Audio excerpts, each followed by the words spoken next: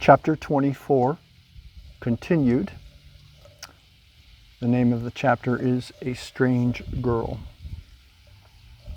Quote, "You were, I suppose, offended at me that night?" Quote, "I was not offended, but if you had taken me to the bar, Vladimir, I do not know whether that would have been a good or a bad move, but events might have turned out differently, and all this might not have happened.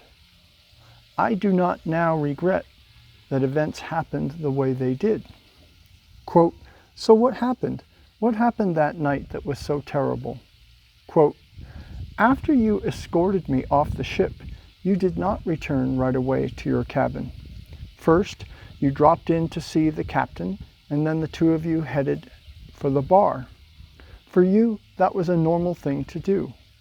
The moment you entered, you both made an impression on the public. The captain looked prim and proper in his uniform. You were very elegant and gave a most respectable appearance. You were known to many in this village, the famous Maigret, the owner of a convoy of ships, unique in these parts, and you fully realized that you were making an impression. You sat down at a table with 3 young country girls. They were all only 18 years old, just out of school. The waiters immediately brought champagne, candies, and new wine glasses to your table, prettier than the ones that were there before. You took one of the girls by the hand, bent over, and started whispering something in her ear. Compliments, I understand they are called.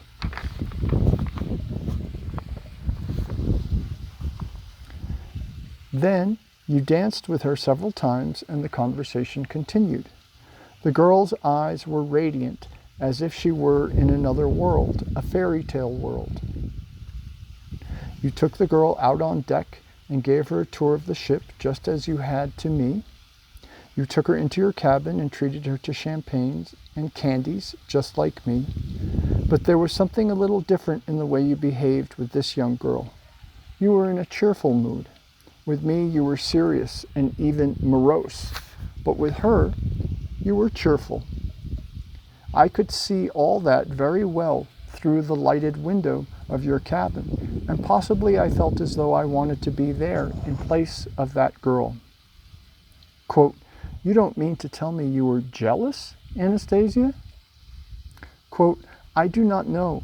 It was somehow an unfamiliar feeling to me. I recall that evening and these young country girls who were trying so hard to look older and more modern.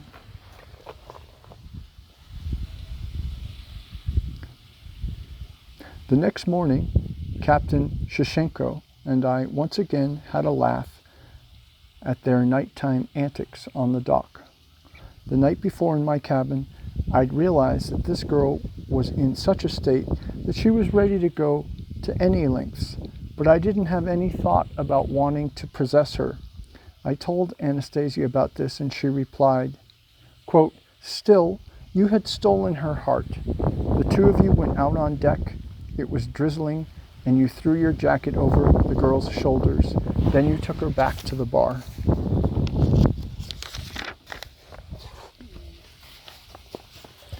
"What were you doing, Anastasia, standing the whole time in the bushes in the rain?"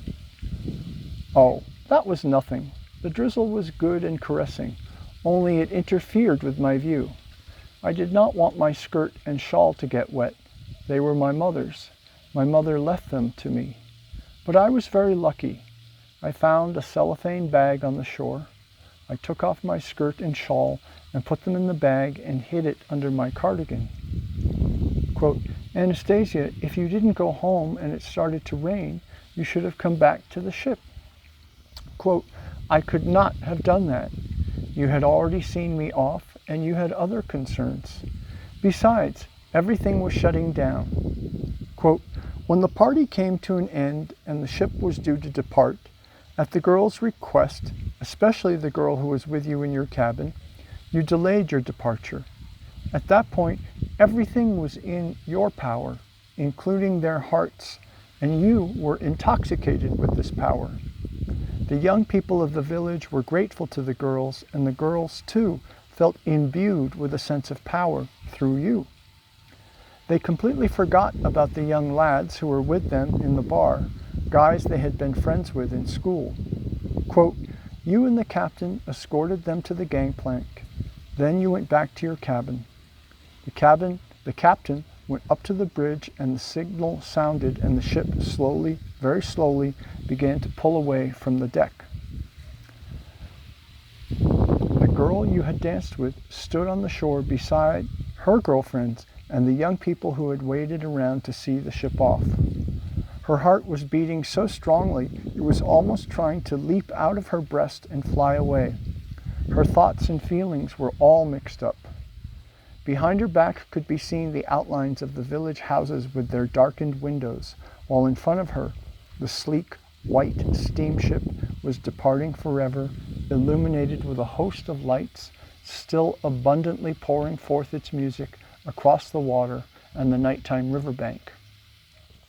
The sleek, white ship was where you were, after saying so many marvelous things to her she had never heard before, so charming and alluring. Quote, and all that was slowly distancing itself from her forever. Then she decided to do something in the sight of everyone. She squeezed her fingers into a fist and began shouting desperately, I love you, Vladimir. And she did it again and again. Did you hear her shouting? Yes, I replied. You could not help hearing her, and members of your crew heard her too. Some of them went out on deck and began laughing at the girl. Quote, I did not want them to laugh at the girl. They stopped laughing as if they had suddenly come to their senses, but you did not come out on deck, and the ship continued slowly moving away. She thought you could not hear her, and she continued stubbornly, crying out, I love you, Vladimir. Then some of her girlfriends joined in, and they all cried out together. I wonder what that feeling was like. Love, which makes people lose control of themselves. Or perhaps I wanted to help that girl. So I shouted with them, I love you, Vladimir. It seemed as though I had forgotten at that moment that it was not enough just to simply utter words. There definitely had to be behind them feelings, an awareness, and trustworthiness of natural information. Now I know how strong that feeling is, and it is hardly subject to reason. Quote, the country girl later began to go into a slump and take to the bottle, and it was a challenge for me to help her.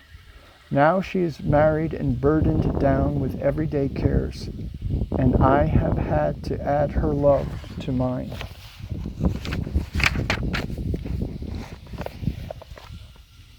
The story of the girl threw me a little off balance. Anastasia's account managed to resurrect that evening in my memory in full detail, and everything had really happened just as she had said. It was very real. Anastasia's unique declaration of love did not make any impression on me. After seeing her lifestyle and getting to know how she looked at the world, I saw her more and more as some unreal personage, even though here she was, sitting right here beside me, and all I had to do was reach out my hand and touch her. A consciousness accustomed to judging things by other criteria could not accept her as an existing reality. And while at the beginning of our encounter I had been attracted to her, she no longer aroused in me the emotions I once had. I asked, quote, so you think these new feelings appeared in you just by chance? Quote, they are desirable, they are important, replied Anastasia. They are pleasant even, but I wanted you to love me too. I realized that once you got to know me and my world a little more closely, you would not be able to accept me as a normal person, as simply man. Perhaps you would even be afraid of me occasionally, and that is exactly what has happened. I myself am to blame. I have made many mistakes. I was anxious for some reason all the time. I was in a hurry. I did not have the time to explain everything to you as I should. Perhaps it all just turned out silly. Do I need to reform myself?" And with those words, her lips hinted at a sad smile. She touched her breast with her hand, and I at once remembered what had happened that morning when I was in the glade with Anastasia.